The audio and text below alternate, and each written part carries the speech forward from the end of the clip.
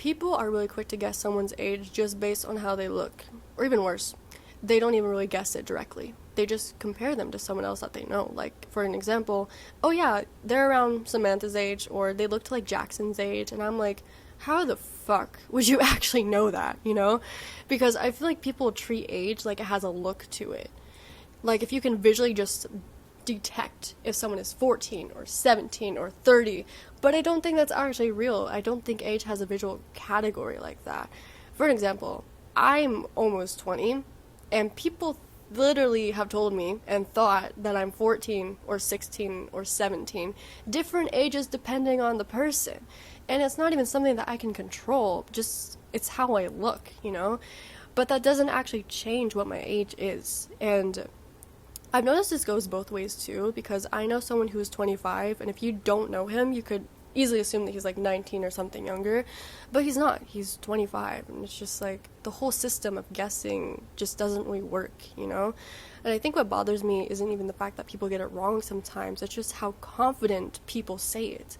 Like, they'll fully label someone as around this age just because of a vibe or appearance, and then build assumptions off of that. Because realistically, you cannot actually look in age. You can look young, older, mature, or youthful, but none of that equals a specific number.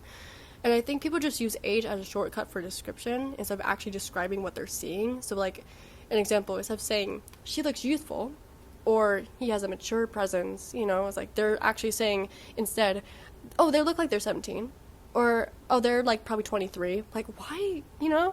But that doesn't really make sense when you think about it, because age isn't a visual trait. It's just time. And I think what makes it more strange is that people compare strangers to people that they already know. Like, oh, they look like my cousin's age, or they look like my friend's age, but that doesn't actually mean anything about the person in front of them.